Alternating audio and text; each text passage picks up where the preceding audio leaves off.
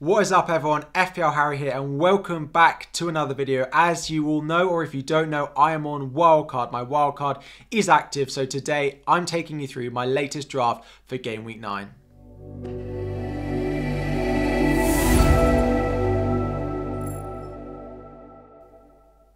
What is up everyone, FPL Harry here. Welcome back to another video. I hope you had a nice weekend and are enjoying the international break. It is Sunday evening, which means it is another upload, and it means we are not too far away from FPL being back for a fair few number of weeks, with Game Week 9 starting again on Saturday morning. Today, as I am on Wildcard, I'm going to take you through my latest draft and how we are lining up. Just before we do that, a quick reminder of how the fixture ticker is looking. We do have a bit of a shake-up. The likes of Arsenal, the likes of Brighton, the likes of Manchester United, who have been targeting sitting lower down the table, whereas we've got the likes of Leicester, we've got the likes of Crystal Palace, or even Bournemouth sitting quite high up that fixture ticker as well, which is why some of the players in my draft may not be the ones we've owned so far this season, but I'm hoping they can be good differentials over the next couple of weeks. I've posted this fixture ticker on Twitter, on Discord, and on YouTube as well if you want to take it for yourself. It is ranked by difficulty, but let's get into my draft.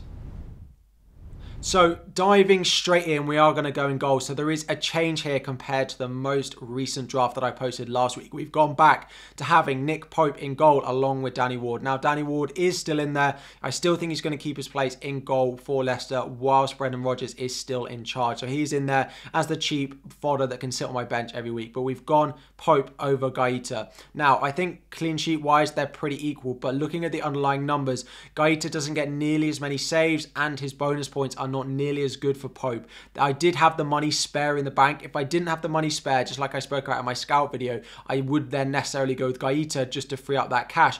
But if you've got the money spare, I do think Pope is worthwhile going for him. Again, the clean sheets are probably fairly equal, but he makes more saves and he has that bonus point potential that we have seen over the past couple of weeks, despite him being a big disappointment for any of us that decided to own him in Game Week 8 as well.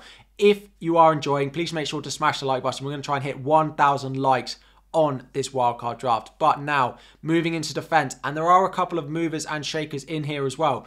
To start with the consistent players, João Cancelo is in here. I see people moving off him, potentially selling him going into the blank in Game Week 12. I cannot see this as a good strategy. Manchester United at home, Southampton at home in the next two. There is guaranteed at least one clean sheet in there, but I'd be surprised if Manchester City do not keep 2 clean sheets over that run. Plus his bonus point potential that we've seen. Again, getting 3 bonus points when they won 3-0 and he didn't get a goal on assist just shows how crazy an asset he is at the moment. And then, of course, he can get clean sheets and goals on top of that, as we have seen.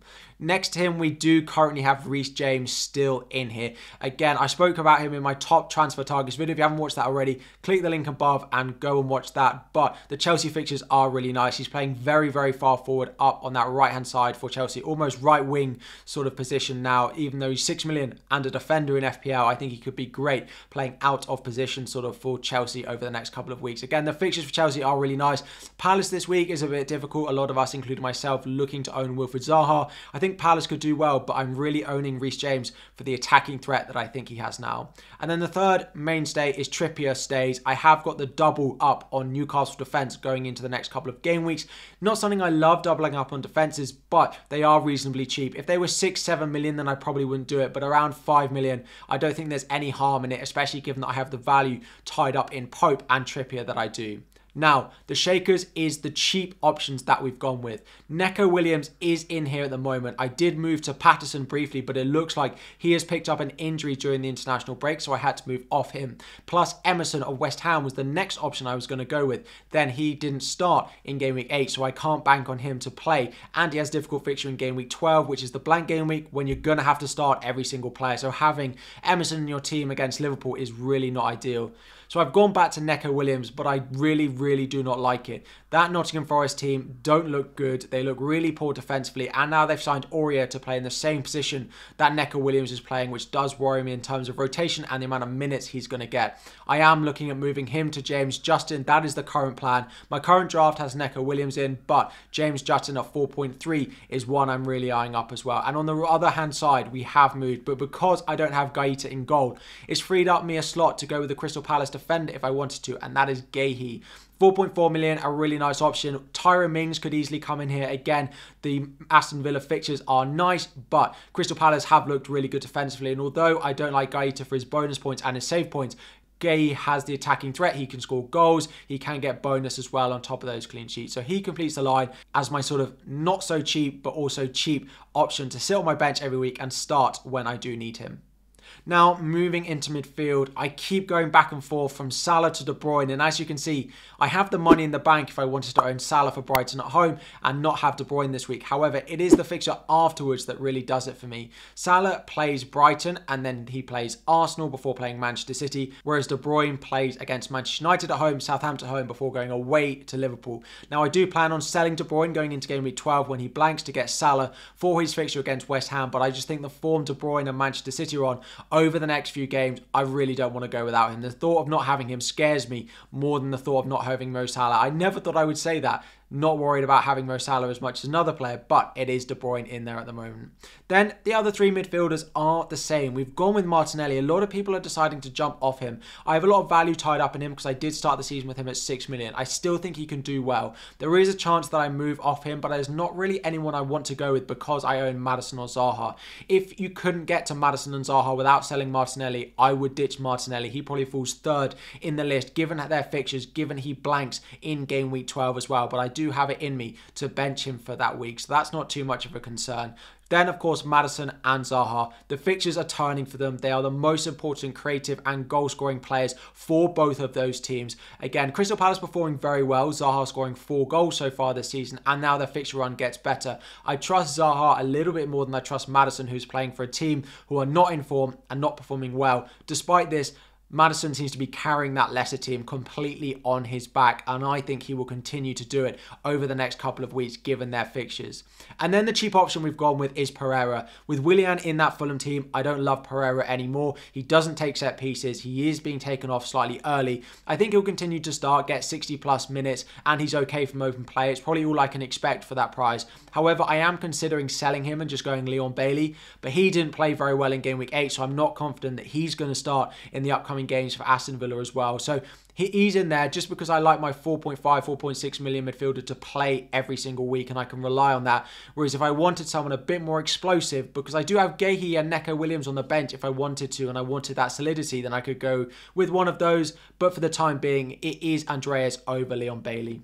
And then up front, it is Haaland, it is Tony, and it is Mitrovic, especially given the knock that it looks like Isaac has picked up during the international break. I have decided not to go with him. The upcoming fixture run for Tony is enough to sway it for me. He did have the hat-trick in my team as well, so maybe I'm a little bit recency biased and just want to keep him in my team given that I know he scored a hat-trick and I should keep my faith given how well he did for me that week. But he is the talisman. I don't think they'll perform like they did against Arsenal every week, and they have Bournemouth in game week 9 as well. Haaland, of course, is in here. Despite the blank coming up in game week 12, there's no chance I sell him. And finally, Mitrovic. Even though he didn't score when they scored 3 against Nottingham Forest, they are creating chances. He's on penalties as well, which is always a boost when picking an FPL asset. It does look like Isaac might be on penalties, but with Callum Wilson potentially back for game week 9, that might not last very long, even though he did take one and score it well in game week 8. So I've got 3 penalty takers all up front, which is always a big boost to have those in my team, and they complete the lineup. Now, I do have about 0.9 million in the bank. You might not have exactly the same depending on the squad structure that you have. If you're enjoying the video, again, make sure to smash that like button. We are chasing 1,000 likes on this video. So that is my lineup for game week 9 at the moment. There are a few things I'm looking to tweak, but I think I'm pretty much there. Just hoping to chase a couple of extra price changes between now and the deadline to boost my team value, although I don't need it because I've got spare money in the bank. Let me know what you think about my team. Would you change it? Are you on Wildcard? Any questions about your squad as well? Drop it all in the comment section down below. Thank you all so much for your support. I hope you're enjoying the international break as well. Good luck in game week 9. If I don't see you before then, there will be team selection and more videos and streams before the deadline though, so make sure you're subscribed to get all of that. Turn on notifications as well. Like the video before you go, and I'll be back again very soon.